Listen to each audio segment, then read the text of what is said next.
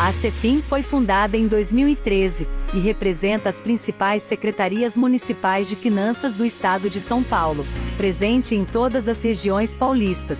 Tem o objetivo de discutir política pública tributária, fornecer capacitação e assistência técnica, promover pesquisa, ensino e desenvolvimento, através de redes e parcerias com o poder público, universidades, empresas e outras instituições. A associação promove debates, palestras e seminários, e eventos importantes, como o Café da Manhã Virtual, e o Seminário de Gestão Pública Fazendária, o SEGESP. Conheça nosso portal, completo e atualizado. Venha ser nosso associado. Mais informações, entre em contato com nosso e-mail e WhatsApp. Acompanhe, curta e compartilhe nossas redes sociais. A Cefim, Associação das Secretarias Municipais de Finanças do Estado de São Paulo.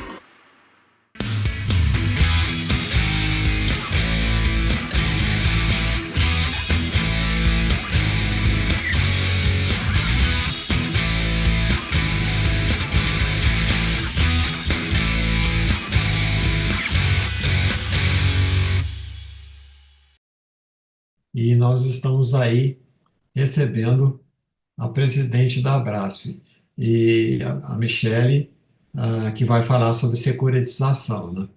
E esse convite a Michele foi sugerido pelo Dr. Ricardo Almeida, que ela fala que é um gentleman, e, e na verdade, eu aprendi uma coisa com a minha vida. Vocês são mais jovens que eu, e é permitido sonhar, né?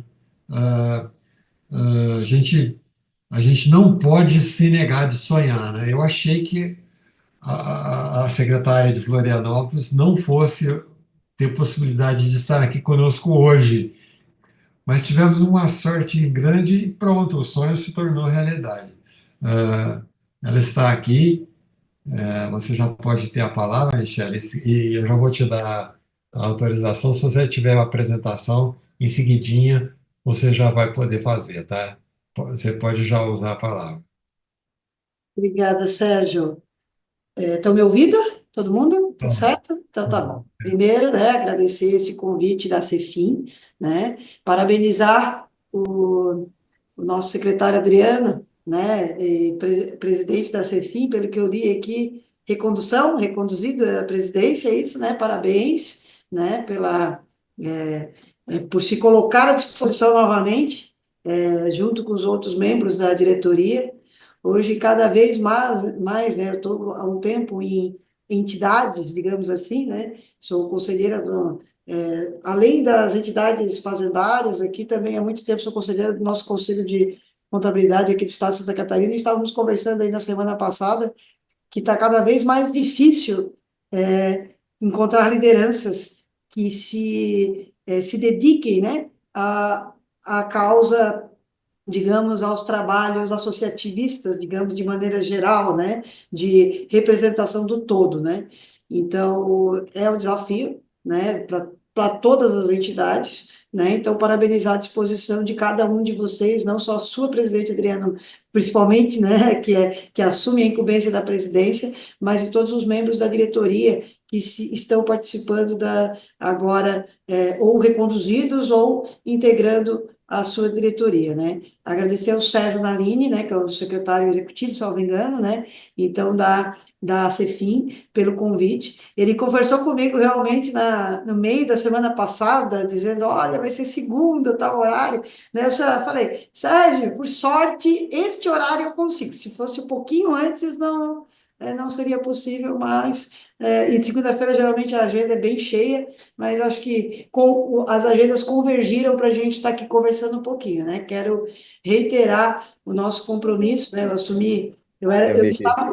estava como vice-presidente da Brasf, né? O Rodrigo Fantinel, que é colega auditor fiscal, era o secretário de Fazenda de Porto Alegre e era o presidente da Brasf eleito, né? Eu estava ocupando a vice-presidência da Abrasf, e o Rodrigo Fantinel não foi reconduzido em sua secretaria como secretário, então foi incumbido a mim a continuidade bem do meio dessa turbulência que o Sérgio estava falando em relação à reforma tributária, o Adriano estava falando, o presidente Adriano, sobre a reforma tributária, e bem nesse meio período desse primeiro comitê gestor, né, esse comitê gestor provisório, temos aprendido muito com isso, e também com a tratativa ainda do PLP 108, né, que estamos no meio desse furacão, inclusive um pouco antes de eu entrar aqui, imediatamente antes eu estava numa reunião com a FNP, né, nós, na verdade, quem lidera esse processo são os prefeitos, né, quem são as entidades representativas nesse processo, são as entidades da prefeitura, mas a Abrasf tem sido, assim como a Cefim, né, nos diálogos, né, nos diálogos que nós temos promovido, temos sido o braço técnico, né, para dar o suporte para os prefeitos nessa tomada de decisão, que é uma experiência totalmente inovadora, esse comitê, né, que estejamos devidamente representados. Então, o que me foi pedido foi o tema da securitização, né, então eu já vou... Sérgio, não sei se é isso da questão da abertura, mas eu já vou me Claro. encaminhando Não, para o que pode eu encaminhar, pode preparei, encaminhar. tá? Isso mesmo. Vai em tempo. Eu vou fazer uma apresentação, mas a ideia é trazer a debate, né? Então, depois da apresentação, a ideia é que tem dúvidas nesse processo, como também tem na reforma tributária, mas que a gente possa debater aqui, né? Deixa eu só ver a apresentação. Isso, está na tela já a minha apresentação? Tá, né? Ok. Então, aqui, né, a convocação, a ideia é falar sobre os desafios da segurança de crédito e dívida ativa após essa lei nova, a Lei Complementar 208, que é de julho de 2024, né? Então, os tópicos que eu trago aqui, né? Vamos lá. Então, primeiro, quem eu sou, né? Estou como secretária de Fazenda de Florianópolis há 2 anos, completei no último dia 8 de março. Estou presidente da Abrasf, né? Como da Associação Brasileira de Secretários de Finanças e Fazenda das capitais brasileiras, certo? Sou contadora de formação, mestre em contabilidade, acho que não está aqui, mas sou mestre em contabilidade também, pela Universidade Federal de Santa Catarina, tá? Sou servidora efetiva do Estado de Santa Catarina, auditora estadual de finanças públicas, há 21 anos. Completei também 21 anos de carreira pública no último dia 1º de março, tá? Conselheira do nosso Conselho Regional de Contabilidade de Santa Catarina, passei por algumas vice-presidências, mas a demanda já está grande, então estou lá como conselheira, mas terminando o mandato. Estive durante 4 anos como secretária, de 2019 completo até 2022 completo, 4 anos o mandato, como secretária adjunta do Estado de Santa Catarina, do nosso estado aqui, certo? E também atuei como diretora do Tesouro Estadual antes disso, ok? Entre outros cargos que me foi tratado, mas esses os mais representativos no âmbito estadual, como servidora de carreira, né? Professora de graduação e pós-graduação, currículo resumido aqui, né? Então, na área pública estou há 21 anos e não só na área pública, na área fazendária, né? Então, vamos lá. Apresentação de hoje, eu vou falar um pouquinho sobre a Lei Complementar 208, que, na verdade, e desmistificar, não é uma securitização de dívida ativa, é uma securitização de créditos, certo? Quais são os desafios e oportunidades que a gente tem, né? As alterações que ela traz, essa lei, não só a securitização, né? Não só a alienação dos créditos, mas ela traz alterações no Código Tributário Nacional para ser tratada, e essas alterações no Código Tributário Nacional, elas não se limitam, antes de mais nada, elas não se limitam só à securitização. Ela tem outras oportunidades aqui, que mesmo eu não querendo secretizar, ela veio trazer alguns benefícios para a gestão tributária, né? Então, não independe se eu vou secretizar ou não, ela fez alterações no Código Tributário Nacional, certo? Esta Lei Complementar 208. Vou tratar sobre os preceitos, daí sim, da securitização, se eu for securitizar, das vinculações das receitas, que aqui, no meu ponto de vista, é o maior desafio de conciliar isso daqui, da alienação propriamente dita, quais são como deve ser feita essa alienação, e os desafios da implementação. Então, a apresentação de hoje, eu vou tratar sobre esses tópicos. Então, eu não organizei essa apresentação, no artigo 1 fala disso, no artigo 1 fala tal, eu organizei por temas aqui, tanto que eu já vou lá para trás, que é a alteração que ela proporcionou depois da primeira parte, que ela proporcionou no Código Tributário. Mas vejamos, ainda a lei complementar, né? Então, ela veio autorizar a cessão onerosa não só de dívida ativa, como algumas leis hoje têm. Ela veio autorizar a cessão onerosa de créditos tributários e também não tributários, né? De créditos, não só escritos ou não em dívida ativa, ok? Então, lá, para isso, ela fez uma alteração na Lei 4.320, de 64, que é a nossa lei mais que cinquentenária, né? De 64. Ela já fez 60 anos, ano passado, né? Ela incluiu o artigo 39A da 4.320, permitindo que os entes federados, tanto União, Estado, Distrito Federal, município, poderão fazer a cessão onerosa, e daí é a seguinte, a cessão onerosa, obrigatoriamente onerosa, certo? Nos termos desta lei, da lei que aprovou, né? E a lei específica que o autorize, que é a lei específica, a própria Lei Complementar 208, ou as leis municipais. De direitos originados de créditos tributários, mas também não tributários, inclusive quando escritos, então, aqui diz, né, que não é só dívida ativa, ele diz que inclusive dívida ativa, ou seja, são todos os créditos, não precisa ter somente os inscritos em dívida ativa, certo? A pessoas jurídicas de direito privado ou a fundos de investimento. Então, ela diz que eu posso ceder isso tanto a pessoas jurídicas como a fundo de investimento, não só a fundo de investimento, certo? E que, se for a fundos de investimento, esses fundos têm que estar regulamentados pela Comissão de Valores Mobiliários, ok? Os fundos, não necessariamente as pessoas jurídicas. Então, aqui, é claro que a lei específica de cada município é que vai tratar. Se for só a fundo de investimento, tudo bem. Se for a pessoas jurídicas, mas de outras naturezas, mas tem que ser pessoas jurídicas. Ou a fundos de investimentos, não um ou outro, ok? E ela esclarece que não se trata de operação de crédito. Ou seja, eu não preciso... Quando ela diz que não se trata a operação de crédito, eu não vou verificar limite de endividamento. Para resguardar isso. Então, ela diz que eles não, definições que trazem o inciso 3 e 4 do artigo 29 e o artigo 37 da Lei de Responsabilidade Fiscal, sendo, então, consideradas operação de venda definitiva de patrimônio público.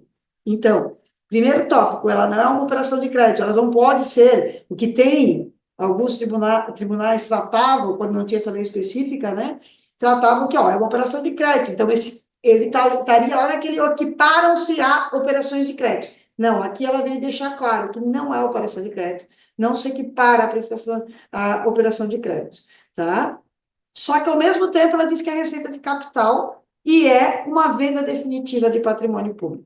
Aqui, então, ela vai divergir daquilo que a gente conhece, que está mais acostumado, que é a tal da venda da folha, ok? Porque a venda da folha, que muitos conhecem como venda da folha, aquela não é uma receita de capital.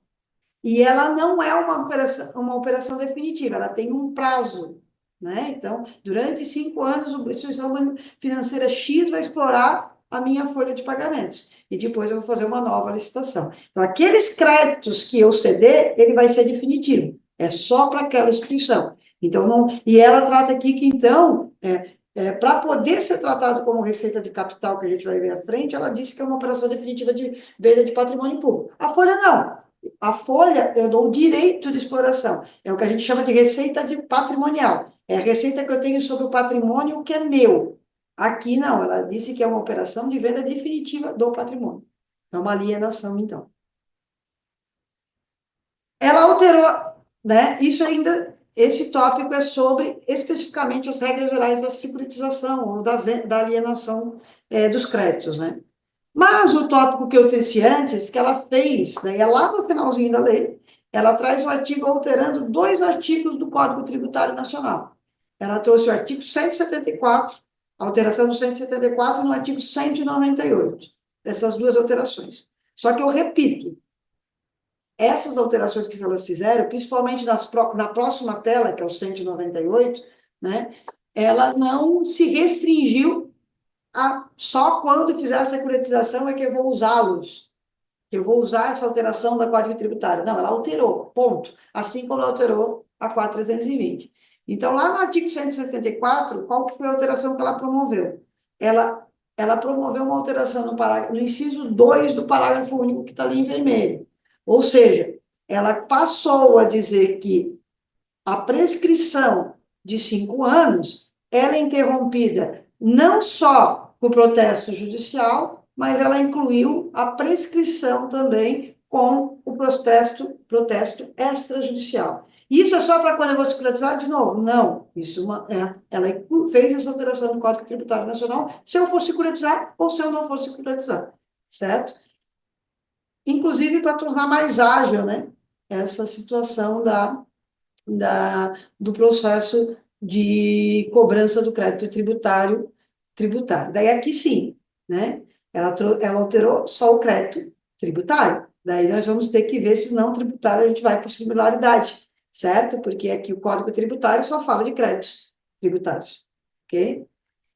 E daí aqui eu acho que é o maior ganho, independente se eu vou securitizar ou não, certo? E foi, inclusive, baseado na última de decisões recentes, agora do STF, que ela incluiu 2 parágrafos no artigo 198, tá? Do Código Tributário Nacional. Ela incluiu o parágrafo 4º e o parágrafo 5º no artigo 198. Ela estabeleceu o acesso à informação por parte da administração pública. Então, exatamente porque, já que eu estou vendendo em definitivo, certo? Patrimônio, eu tenho que, no entanto, ter a informação desse crédito, do comportamento desse crédito, mesmo que eu tenha passado o meu crédito para outro. Ela veio para isso, mas não só afeta a securitização. Então, ela trouxe que facilitou as informações por parte da administração pública, dizendo que, sem prejuízo do artigo 197, que é as circularizações, tudo isso, ela disse que eu posso requisitar informações cadastrais e patrimoniais de sujeito passivo do crédito tributário a órgãos ou entidades públicos ou privados que, inclusive por obrigação legal, operem cadastros e registros ou controlem operações de bens e direitos. Então, ela abriu que eu posso, como administração pública, fazer essas requisições de informações de cadastros para cadastros patrimoniais, inclusive para aqueles que operam esses cadastros de registro. Aqui englobam, por exemplo, os ofícios de registro de imóveis, certo? E no parágrafo 5º, também ela fala do compartilhamento de dados entre órgãos e entidades públicas, certo? Que ela, independente de eu requisitar ou não, ou seja, o que está previsto no parágrafo 4º anterior, que foi incluso, certo? Os órgãos e as entidades de administração pública, direta e indireta, de qualquer um dos poderes, colaborarão com a administração tributária, visando o compartilhamento de bases de dados de natureza cadastral e patrimonial de seus administrados e supervisionados. Então, ela permitiu, botou na lei que compartilhar. Então, não tem mais esse negócio, eu dou se eu quero, eles compartilharão, certo? Então, essa foi a previsão do Código Tributário. E, de novo, essa foi uma alteração que, independente da securitização, ela vale para qualquer gestão tributária, porque é uma alteração do Código Tributário Nacional. Sobre a securitização em si. Então, ela começou a tratar dos preceitos já no começo, ali depois que ela faz a alteração do 39A da 4.320. Então, alguns preceitos, alguns mais difíceis de implementar, outros mais tranquilos, né? A primeira coisa, ela trouxe sobre a manutenção da natureza do crédito em cargos. Então, ela diz que é obrigatório, nessa securitização, nessa alienação, preservar a natureza do crédito que tenha originado o direito cedido, certo? Se ele é tributário, se ele é não tributário, se ele é um crédito oriundo de imposto, se ele é um crédito oriundo de taxas, por exemplo. Tá?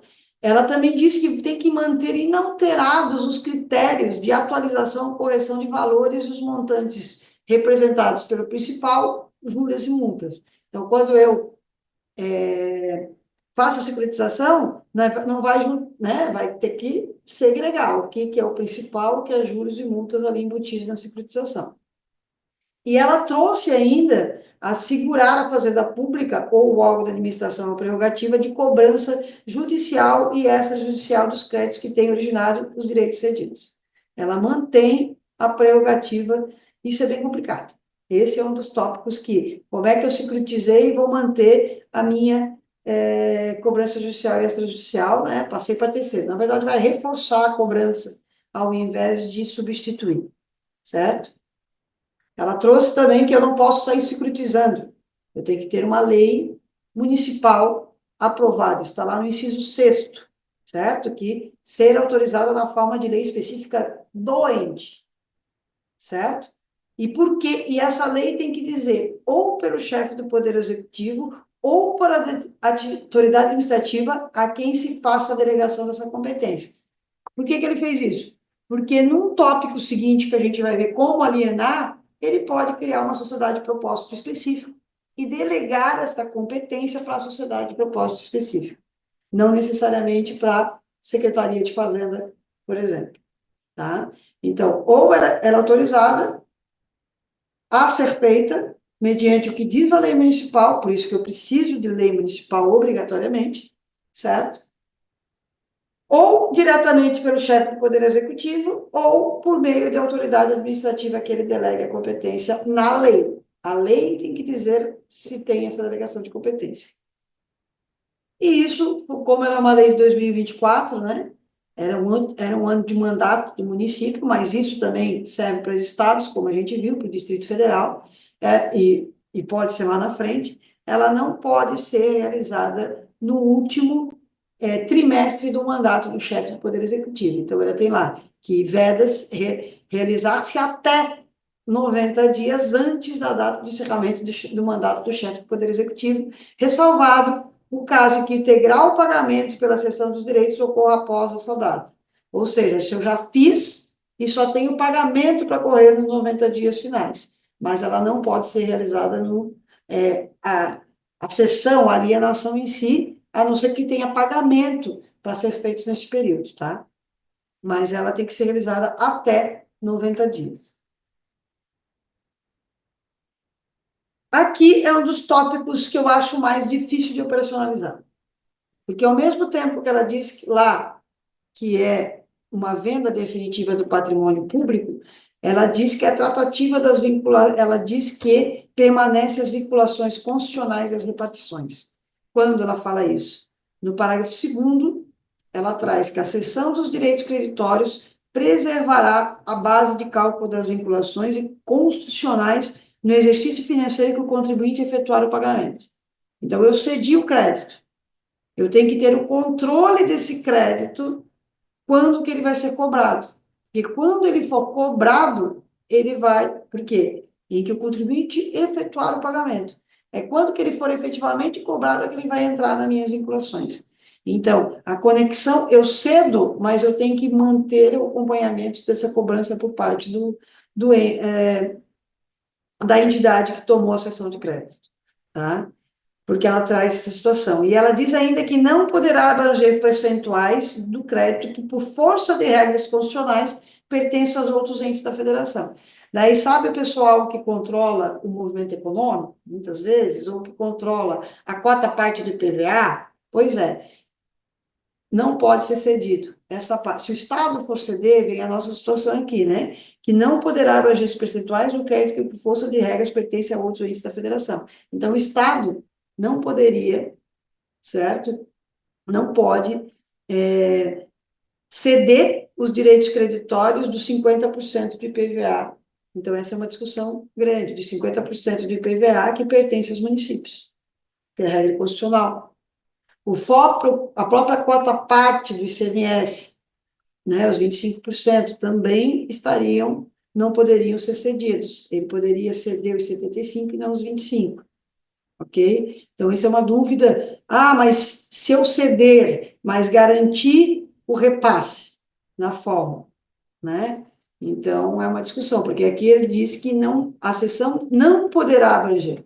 Ele não diz que deverá remunerar o ente que, ok? Então, é uma situação Para municípios, dos cessões de créditos que o município efetue, eu não reparto com ninguém. Mas as cessões de créditos que os estados fazem, que a União faz, tem essa situação, que porventura possam fazer, tem este, não poderão mais ceder. Então, é uma lupa disso daqui na quarta parte, digamos assim, que nós recebemos, né? Outra, no entanto, ela diz que podem ocorrer outras vinculações. Então, ela resguarda lá no parágrafo 2º, dizendo que a cessão de direito do creditório preservará a base de cálculo de vinculações constitucionais, e diz, só fala das vinculações constitucionais, mas tem uma lei aqui que vincula no município, que vincula tantos por cento da receita. Não, essa ela não, a lei não proíbe, a lei diz que eu posso, não resguardo. Aqui ela diz que eu tenho que resguardar. Na lei complementar, se a minha lei municipal tratar de outras vinculações, ok.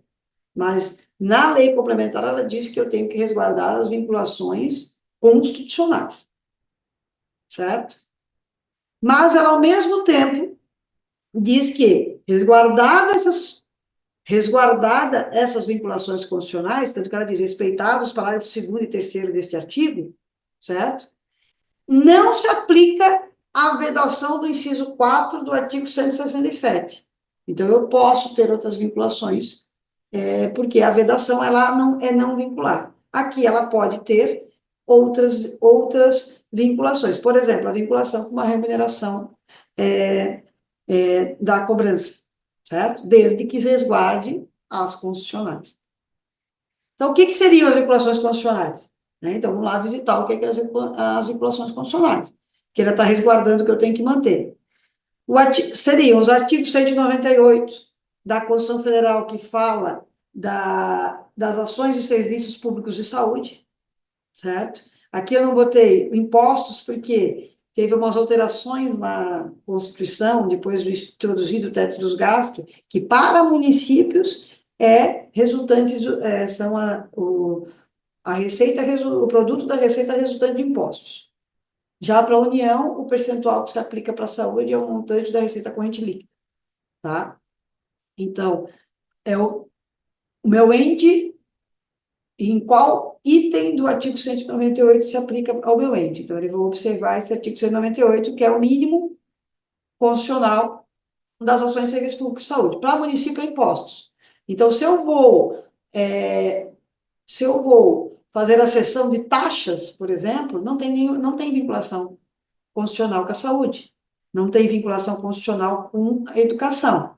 Eu não preciso preservar essa vinculação, porque não tem nenhuma vinculação constitucional. Ok? Mas para impostos é que se aplica essa regra. Mesma coisa o artigo 212 da Constituição, que fala que é o produto resultante dos impostos, certo? Que seria, que deve ser aplicado 25% em manutenção e desenvolvimento do ensino. Então, de igual forma, não é que eu não possa securitizar, eu só tenho que preservar a vinculação. Então, pegamos esses dois montantes aqui. A Constituição Federal diz que 15% dos valores resultantes de impostos tem que ir para ações de serviço público de saúde. 212 diz que 25% no mínimo dos resultantes de impostos tem que ir para a educação. Então, a partir do momento que eu estiver securitizando impostos, eu tenho que garantir pelo menos 40%. O deságio não pode ser, na minha opinião, superior a 60%. Por quê? Porque 40% eu tenho que resguardar. É o que está falando o parágrafo 2º da lei complementar, né, do artigo que autoriza a cessão da lei complementar 208 de 2024, que nessa cessão preservará a base de cálculo das vinculações. Então, eu tenho que garantir que o valor, se for impostos, retorne para a saúde e para a educação. Então, o meu deságio não pode ser superior a 60%, porque 40% já está carimbado, certo? Quando é impostos. Não se aplica a taxas e a outros créditos não tributários, por exemplo. Né? Outra vinculação, quando forem receitas previdenciárias que eu estiver securitizando. Então, eu tenho que destiná-las completamente a despesas previdenciárias, assim como assistência de saúde dos servidores, que também está na Constituição. Né? Eu estou usando como similaridade aqui as desvinculações de receitas de estados e municípios que preservam também essa vinculação. Não posso desvincular, certo?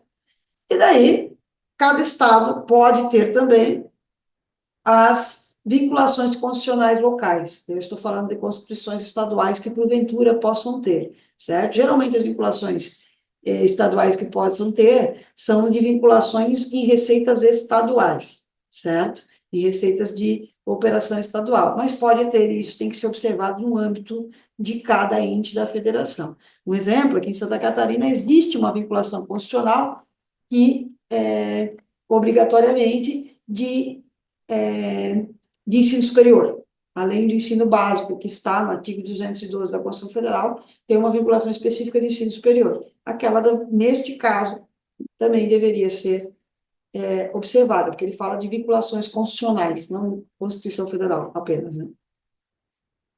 E eles não podem se aplicar, como a gente já falou, né? Quando ele fala no parágrafo 3º, ele não pode se aplicar, então, a cota parte pertencente a outro ente, quando pertence na Constituição a outro ente. Pelo menos é essa tratativa que a lei veio trazer. Então, por isso que é bem difícil de operacionalizar em alguns casos. Ainda sobre essas vinculações à receita, ao mesmo tempo que ele fala isso, ele diz que será considerada receita de capital. E metade dos recursos captados nessa situação devem ser destinados à Previdência Social. Pois olha, se eu tenho que preservar a saúde e a educação, não posso, né? Eu tenho que preservar o crédito. E ainda tem, mas se esse crédito eu só salvaguardar a saúde e a educação, como é que eu vou tratar isso à Previdência Social? Como é que eu vou vincular isso à Previdência Social se ele tem que ir tanto para educação e saúde e despesa previdenciária não computa dos mínimos constitucionais da educação e saúde? Que já é uma outra discussão que, inclusive, tinha-se dúvida sobre isso. Cada estado, cada Tribunal de Contas tratava de uma maneira diferente, de incluir a inativo ou não no cômputo da educação e saúde. Nós temos casos bem específicos, como o Rio Grande do Sul, por exemplo, até a receita do Fundeb também, né, se destinava para a previdência de profissionais de educação ou não. Mas a emenda constitucional 108, ela veio deixar claro isso, que não se computa despesa de inativo nos mínimos constitucionais, certo? Então, essa é uma situação uma tratativa bem difícil de tratar. Por quê? Primeiro, receita de impostos é que vincula, mas isso aqui vai ser receita de capital, certo? Segundo, metade tem que ir para a Previdência Social, ok? Não há problema. O problema é se eu só consigo recuperar aquilo que está vinculado com a educação e saúde, no caso dos impostos, como é que eu vou tratar metade para a Previdência Social, se a Previdência Social não é despesa mínima com educação e saúde, certo? E isso está previsto aonde? Isso está previsto no parágrafo 6º, que é a receita de capital. Ele diz que é receita de capital. Decorrente dessa venda de que trata este artigo, observará o disposto no 44. O que eu estou tratando aqui, então? Qual que é a saída? É só o ágio. Ou aquilo que eu preservo o mínimo. O acima do 40% é que eu posso tratar como receita de capital ou não. Mas isso vai ter que ser tratado na interpretação de cada lei local, certo? E vai ter que ser tratado. Porque se deixar esse nicho, se deixar isso não tratado da lei específica municipal, o Tribunal de Contas vai regrar com base no que ele vai entender. E eu vou ficar sob risco. Ou eu trato, ou encaro isso daqui na lei municipal, ou eu fico sujeito à interpretação do Tribunal de Contas onde eu estou jurisdicionado. Né? Outra solução é fazer uma consulta daí para o Tribunal de Contas, esperar antes de lançar o meu edital. Só que a gente sabe que tem tribunais de contas que demoram um certo período, um período representativo para responder consulta, ou preferem não responder para ver o caso fático posteriormente. Né? Daí, talvez a solução, no meu ponto de vista, é definir isso com clareza na Constituição, na lei municipal que vai ser encaminhada. Se é venda de patrimônio, então não é venda de direitos por X prazo, como eu falei, que é a questão da folha, né? Diferente, então, de exploração como a questão da folha, porque ele diz que é receita de capital e venda definitiva, certo? E o restante do montante, ele diz que com despesa com investimento. Então, automaticamente eu tiro aqui que a receita de capital que ele está tratando aqui não é a da recuperação do crédito, é só do ágio que eu fizer aqui. E o ágio seria o quê? Depois eu estabelecer o mínimo, no mínimo de venda que eu preciso, né? Então, essa situação que é bem complexa e vai ter que tratar de interpretação e especificação na lei municipal. E a alienação, como deve ser feita? Então, lá no parágrafo 7º e 8º, ele trata que é necessário procedimento licitatório ou sociedade de propósito específico. A única exceção que ele trata, certo? Que não seria procedimento licitatório, não trata diretamente, seria a questão de bancos públicos, né? Então, eventuais cessões do direito para bancos que estão dispensados de fazer parte do processo licitatório, nesse caso, só bancos públicos, do meu ponto de vista, assim daí sim, como a venda de folha, né? Então, só que de que trata, poderá ser realizada por intermédio de sociedade de propósito específico, criada para este fim específico, né? Por isso que é sociedade de propósito específico, dispensada nessa hipótese da licitação. Ou ainda, e diz ainda que é verdade instituição financeira controlada pelo ente federado, né? Então, a União não pode se utilizar da Caixa Econômica, por exemplo, né? Para fazer a cessão de direitos dela.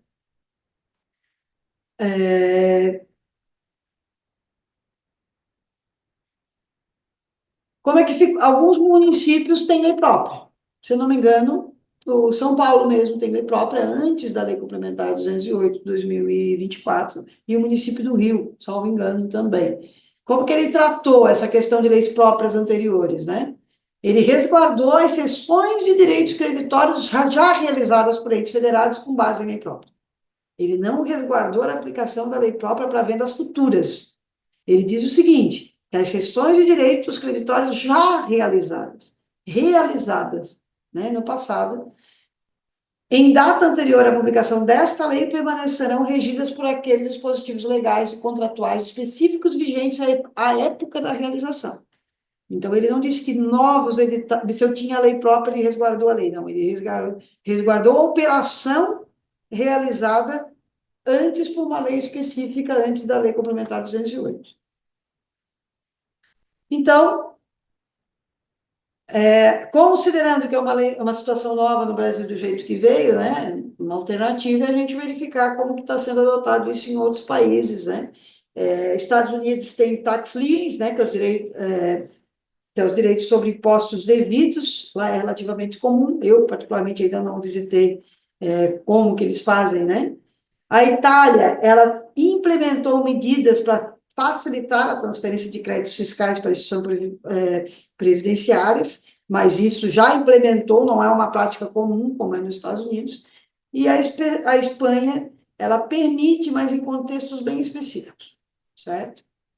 É isso que a gente achou, né? E daí vem as dúvidas e os desafios. Então, uma grande oportunidade, na questão das oportunidades, eu não usei a palavra, mas grandes oportunidades para a política tributária, no que se refere à alteração do Código Tributário, não limitado à securitização, a oportunidade efetiva de eu fazer um levantamento de caixa e recuperar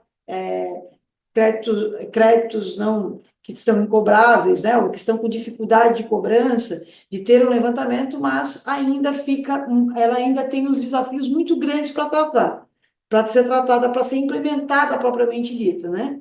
Como que tu vai tratar de receita de capital e, ao mesmo tempo, a vinculação dos impostos constitucionais, né?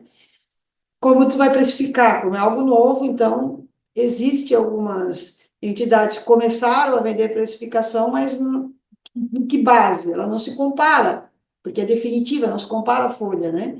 Mas, ao mesmo tempo, a folha já é algo que está posto, né? Já é algo mais certo, tem um número de servidores tais, que movimenta um piso salarial tal, quais as bases de precificação que eu vou tratar aqui, né? Como que eu vou tratar de ativos mais ou menos recuperáveis, certo? Para esse fim. Tem uma complexidade operacional, aqui ficou com acento indevido, desculpem, depois eu corrijo, mas ele é complexo operacionalmente devido a essas vinculações, principalmente no meu ponto, tá? E tem custos, né? Essa transação, com que recurso que eu vou botar a transação de pé, né? E pode ter resistência política e social. Eu tenho que aprovar a lei específica, então eu tenho que verificar qual é a eventual resistência política desses créditos serem vendidos, isso vai no âmbito de cada município, certo?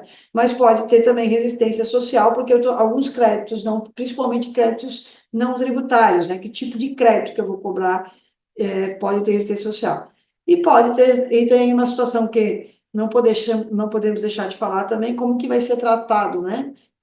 Os fundos de reaparelhamento, né? Os honorários advocatícios da inscrição, da execução, quando se trata de dívida ativa. Isso não está claro na lei, é cada lei municipal que vai ter que fazer a tratativa, se vai manter, ou se vai dar desconto, ou se... mas quem está fazendo a cobrança, mas foi executado, foi feita a execução fiscal, né? Então, essa tratativa também é um desafio que vai ter que ser trabalhado internamente, né? Então, gente, por tópicos de discussão, seria isso que eu trouxe, Sérgio. E eu fico aberta aqui para o debate. Não tem as respostas todas, porque não está implementado, como eu falei, a ideia foi exatamente, é um tema novo, né? Então, foi trazer os principais tópicos de dúvidas e de cuidados, né, de desafios que ao tiverem implementando, né, eu já vi algumas leis municipais que já foram aprovadas, só que elas não se atentaram a essa questão de vinculação, pelo que eu vi, não tenho nenhuma prática para dizer que foi atento ou não foi atento, né? As leis que eu vi não se atentaram a esse tópico, é um tópico que eu aconselho que a lei fale para não ficar no âmbito das interpretações de cada Tribunal de Contas, né? Então, essa seria a situação que eu teria de desafios para tratar com vocês. Fica à vontade. Obrigado, Michele. E realmente é um desafio, né? Eu me lembro, eu fui secretário da Fazenda em Ribeirão Preto por 8 anos e, no fim do meu último mandato, eu estava tratando realmente essa questão, né? E, e alguns casos que você apontou aí, da vontade política, resistências no município, todos eles afloraram, né? E acho que você deixou bastante claro, mas como está aberto para pergunta, já vi que o Adriano ligou a imagem dele, eu vou fazer uma perguntinha só para esquentar, fazer um esquenta, tá? Ah, Você, Michele, acha que superando esses desafios, os municípios vão conseguir fazer essa securitização? Um, dois, ah, nós sabemos, por exemplo, que São Caetano do Sul está bem adiantado no estado de São Paulo, fez uma lei, está discutindo bastante, tem outras cidades fazendo. Você já sabe de alguma cidade no Brasil, que já, com exceção de Belo Horizonte, que tem BH ativos lá há muitos anos, né? Mas com outro quadrante, com outra legislação. Como é que você vê na prática essa questão? Depois aí você vai perguntar, Adriano?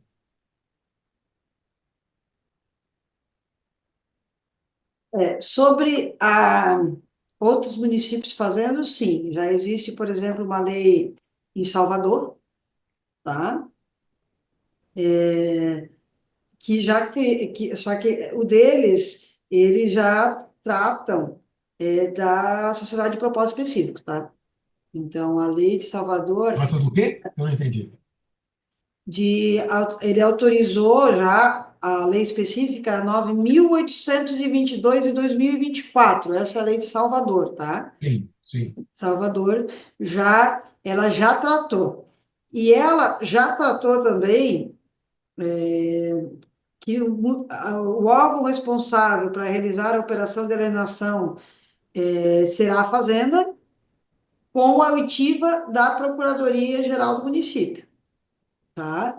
Mas ele já autorizou, certo? A constituir uma sociedade de propósito específico. Hum, Salvador já tratou disso, sob a forma de sociedade por ações com maioria absoluta detida pelo município vinculado à fazenda, certo? Mas daí vai da estrutura de cada município. Salvador é uma grande capital, né? Então, se justifica, no meu ponto de vista, ter sociedade de propósito específico. Um município mais de médio porte, de menor porte, talvez é uma estrutura a mais, aí vai da questão administrativa. Aqui em Florianópolis, eu refuto, né? Eu não, nós somos um município capital, de médio porte, né? Cerca de entre 600 e 700. No verão fica 1,5 milhão, né? Da temporada aqui, eu triplico Eu a minha. estava aí, eu estava aí. Viu? Tudo eu triplico. Mas, e contribuinte, efetivamente, no ano, perto de 600 mil. Então, aqui eu refuto a ideia de criar uma sociedade de propósito específico, né? Porque tu cria uma nova unidade administrativa e tudo mais. Mas Salvador fez essa alternativa, certo? Assim Outra, como, pode assim falar. como é a BH Ativos em Belo Horizonte, né? Oi? Assim como é a BH Ativos em Belo Horizonte, né? Sim, mas é um município de grande porte, né? Claro. Agora, Santo André também fez sua lei já, né? Então, Santo André, acho que é filial do ACFIM, acho que É, ele fez uma lei, um pouco pelo que eu verifiquei, é a Lei 10.788, que autorizou o Poder Executivo a fazer a sessão. Eu vou abrir ela aqui. São Caetano do Sul fez, é certeza. Santo André eu não sabia. Santo André, ela é uma. Inclusive, só que é o seguinte, a de Santo André, eu não sei se está apta. Por quê? Ela é uma lei de 27 de junho de 2024, tá? E até tem que consultar se ela está absorvendo o que a lei, só que eu não li ela, não, porque a que nós apresentamos aqui é posterior, é de 2 de julho, a de Santo André é anterior, é de junho de 24, Tá. ok? Então, também eu soube dessa lei específica, né? A tua outra pergunta foi se vai ser factível, né? Acho que vencidos esses desafios, certo? Eu sei que tem alguns tribunais de contas que têm resistência com isso, inclusive o meu aqui, entendeu? Mas tinham resistência quando não tinha uma lei federal que abrangesse e pudesse fazer essa sessão e tratar-se dessa sessão, né? Então, eu acho que é factível, né? Mas esses cuidados tem que. No começo, é que nem quando começou a questão da folha, né? No começo, alguns vão ter que se arriscar na frente para a gente ver se dá certo Meu para Deus, implantar, né? meu Deus. Quem tem uma estrutura melhor, de repente, né? Essa, mas tem que ser bem estudado para não ter problema depois de. Principalmente, como eu falei, o desafio maior é como tratar essas vinculações depois de vender o crédito, certo? Como é que tu vai ter o controle desse recebimento? Isso eu acho bem difícil de operacionalizar, tá? Eu não falei que não é operacionalizável, mas tem que ter uma estrutura. E daí a gente está em uma discussão na outra parte da fazenda, que é a parte de gestão fiscal, CEAFI, CEAFIC, né? E o CEAFIC tem que estar desenhado. Aqui nós vamos ter que incluir a parte de gestão financeira nessa, não só a gestão tributária. Não adianta o secretário da Fazenda não envolver a gestão financeira, que trata das prestações de contas, que trata dessa vinculação, que trata do orçamento. Então, não é uma pauta só para a gestão tributária, mas também para a gestão financeira e orçamentária do município. Bom, a hora que algum secretário, alguém quiser perguntar, por favor, é só ligar o som. Parece que o Adriano vai ligar. Não, já Isso. li. Oi, Michele, tudo bem? Obrigado, viu? Em primeiro lugar, quero agradecer aí, parabenizar pela explanação, porque é um assunto que interessa a todo mundo, né? E um assunto meio envolto ainda em bastante, parece meio que certo folclore, né? Principalmente antes da sanção da lei. Então, os municípios ficavam bastante inseguros, porque até hoje nós somos procurados rotineiramente por vendedores de sonho que aparecem aqui oferecendo mundos e fundos, né? Aqui não, em todo estado. O que a gente estava discutindo antes, até a Simone estava, que é secretária, que a gente estava falando, é que na grande maioria dos municípios é a procuradoria que acaba fazendo a gestão da dívida ativa, né? Então essa é uma ação muito mais direcionada pela procuradoria. A gente até aqui em Santos, alguns anos atrás, antes de eu assumir a secretaria, eu já trabalhava aqui. O meu antecessor, o Maurício Franco, tentou implementar, mas a Procuradoria não foi favorável, mas agora com a legislação tá tudo mais simples. A avaliação que eu queria que você fizesse para mim, assim, de forma geral, você acha que é algo pertinente? Você acha que é algo que vale a pena? A gente sabe que tem essas questões todas porque é inovação de Tribunal de Contas e faz parte. Tudo que é novo, o Tribunal de Contas sempre olha com ressabiado, mas eu acho que com uma legislação municipal bem estruturada, bem feitinha, uma licitação bem feita, eu tenho começado a olhar com os bons olhos, algo que até pouco tempo atrás eu tinha bastante receio com isso. Como é que você faz a avaliação aí do que vocês fizeram e que você tem visto no Brasil? Visto não tem visto, porque está todo mundo realmente engatinhando, mas eu acho que é passível. E eu acho que principalmente, Adriano, para aqueles créditos que eu não consigo executar. Principalmente porque eu tenho os valores mínimos, né, dos tribunais que eu consigo ajuizar e outros que eu não, que tá. Eu acho que principalmente eu começaria, né, aqui também é a procuradoria que a gente está a gente está opinando, está trabalhando para a gente mandar a nossa lei de uma maneira mais mais compartilhada possível, né? Principalmente a questão da dívida, mas como eu falei, né? Não é só dívida ativa, né? Ela disseminou esse negócio, não é só securitização da dívida ativa, é securitização de créditos tributários e não tributários. E eu acho que, considerando isso, que não é só securitização da dívida, exatamente aqueles créditos que eu não vou conseguir ajuizar, porque não tem os valores mínimos de alçada que os tribunais de contas estabelecem, é que eu acho que é vantajoso. Porque daí, assim, ó, porque senão vai prescrever e pronto, porque eu não consigo ajuizar, certo? Então, eu acho que a lei tem que ser aprovada, mas se for para eleger, eu elegeria começar com aqueles que eu não consigo juntar para ajuizar, certo? Então, essa seria a minha sugestão de encaminhamento. Ah, Michele, legal. Obrigado.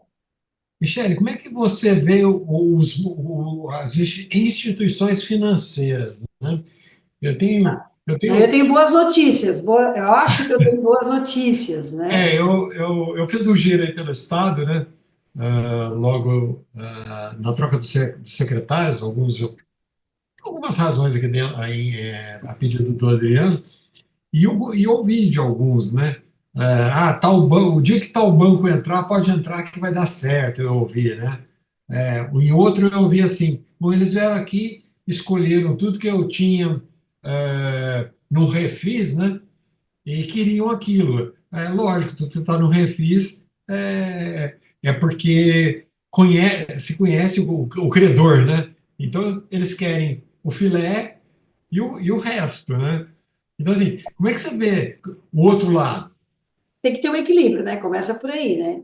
Para levar o filé, vai ter que levar o não filé também, né? Agora, cabe da gestão deixar isso muito bem claro. Aquilo que já está parcelado em dia, daí é complexo, né? Porque tu já fez todo o trabalho de cobrança e está em dia. Mas, assim, os bancos, os privados estão procurando bastante, né? Mas, dando spoiler, a gente tem essa semana, né? Nós temos a nossa Assembleia da Abrasf, dia quinta e sexta, certo? Estou E a gente sabendo. vai ter as 20, todas as capitais e a gente vai ter alguns convidados de capitais. A primeira vez que a gente permitiu que cada capital, nesse começo, né, levasse pelo menos uma cidade convidada, né? Ali em São Paulo, a cidade convidada, a princípio, é Campinas, tá? Que vai participar conosco. Mas, como a gente vai fazer isso na sede do Banco do Brasil, lá em Brasília, né? Eu pedi que a pauta de apresentação deles fosse uma solução, né? Se eles estudassem, eu já tinha encomendado aqui em Florianópolis um estudo do Banco do Brasil, logo depois que aprovou a lei, se eles iam oferecer o produto ou não iam oferecer. Eles estão estudando há um tempo, então, e talvez nós tenhamos novidades do produto do Banco do Brasil nessa semana ainda, talvez como novidade na Assembleia da Abraço, está como pauta, para eles apresentar algo para a gente, né? Então, talvez seja uma boa notícia, Sérgio, mas os outros bancos privados estão vindo atrás, mas eles carecem de licitação. Eu sei que o próprio. Daí não vou dar nome de banco, que daqui a pouco eu vou Mas eu já soube de 2 bancos, pelo menos, que vieram atrás aqui para fazer essa aquisição com base nessa lei para a gente aqui, tá? Não, eu sei que os bancos estão interessados, estão se movimentando, né? Mas estão muito ainda do outro lado, né? Quer dizer, É por isso que eu digo que, por isso que o desafio da precificação é difícil. Não só o desafio da precificação, mas o que tu vai vender. Assim como tu tem numa venda de folha, por exemplo, é um grande desafio tratar sobre... Porque depois que foi aberto aquela situação de portabilidade, né? Que tu pode... o meu banco, o banco que o município contratou, vamos supor, é banco X, mas eu posso ter o meu salário em outro banco, e faço a portabilidade, né? Isso também tem pego bem tem sido um desafio bem grande nos contratos de alienação da folha, mas a gente sempre diz, né, que quem tem que ter a capacidade de reter o cliente é o próprio, né, não fazer a portabilidade e reter o cliente é a própria instituição financeira. Só que isso vai do que tu tens ou não ali para o que tu considera filé ou não, né? Daqui a pouco aquilo que eu não consigo ajuizar, não quer dizer que eu tenha dificuldade de cobrança, mas eu não tenho estrutura de cobrança se eu não ajuizar, né? Então, vai depender da realidade de cada ente, né? quero agradecer a presença de todos, a secretária Michele por essa disponibilidade fantástica, né? E passar para o Adriano fazer o nosso encerramento, nossos profundos agradecimentos. Eu queria agradecer a nossa convidada, a Michele, parabenizá-la aí pelo trabalho dela na secretaria, parabenizá-la pelo trabalho dela na Abrasf agora. Acho que ter uma mulher forte e competente à frente da Abrasf, acho que é simbólico para todos nós que militamos na área fazendária, tanta gente que tem trabalhado bastante. Então, faço questão de fazer essa deferência, né? Eu, quando entrei na Secretaria de Finanças aqui de Santos, há quase 20 anos atrás, quase não existiam mulheres aqui. Ela era majoritariamente masculino, e hoje, graças a Deus, eu ando nos corredores da minha secretaria e a gente tem um percentual de mulher em vários setores, muito mais mulher que homem. Então, isso enobreceu e trouxe uma força e uma capacidade técnica muito grande aqui para a minha secretaria, para a nossa cidade, mas também para todo o estado de São Paulo, que eu tenho visto isso em todos os lugares, como a gente tem muitas mulheres. Então, eu gostaria de fazer essa deferência que eu acho extremamente relevante. Quero agradecer aí os nossos colegas demais secretários, quero deixar registrado o meu agradecimento pela minha recondução e o meu compromisso de continuar trabalhando aí no interesse das nossas cidades, das nossas secretarias, para a gente poder continuar trabalhando em favor do povo que mora nos municípios, que no final do dia é isso que importa, são as pessoas, os cidadãos que moram nas cidades, né? Então, quero reforçar o meu convite para a nossa reunião em São Paulo, para a gente tratar de assuntos importantes, de interesse de todas as cidades. Então, quem puder estar lá, faço questão que esteja, tá bom? Obrigado, parabéns aí na Aline pela condução e vamos em frente. Michele, querendo usar aí a palavra? Não só agradecer, estou à disposição de vocês, tá? Tá bom, obrigado. Abraços e continuamos ali com a parceria assim espero, tá? Estou à disposição aqui. Obrigado. Então, em nome de... agradecendo a Deus, principalmente, já sempre eu faço isso, nós terminamos mais uma palestra, espero que todos voltem aí para os seus lares, ou que estejam neles, estejam em paz, com tudo dentro dos conformes. Um grande abraço, até a próxima oportunidade, se Deus permitir. Até logo.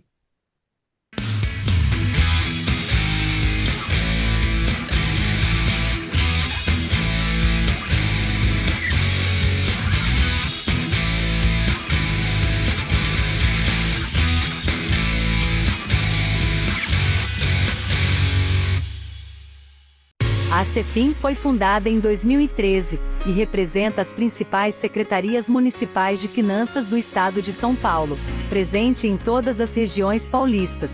Tem o objetivo de discutir política pública tributária, fornecer capacitação e assistência técnica, promover pesquisa, ensino e desenvolvimento, através de redes e parcerias com o poder público, universidades, empresas e outras instituições. A associação promove debates, palestras e seminários, e eventos importantes, como o Café da Manhã Virtual, e o Seminário de Gestão Pública Fazendária, o SEGESP. Conheça nosso portal, completo e atualizado. Venha ser nosso associado. Mais informações, entre em contato com nosso e-mail e WhatsApp. Acompanhe, curta e compartilhe nossas redes sociais. A Cefim, Associação das Secretarias Municipais de Finanças do Estado de São Paulo.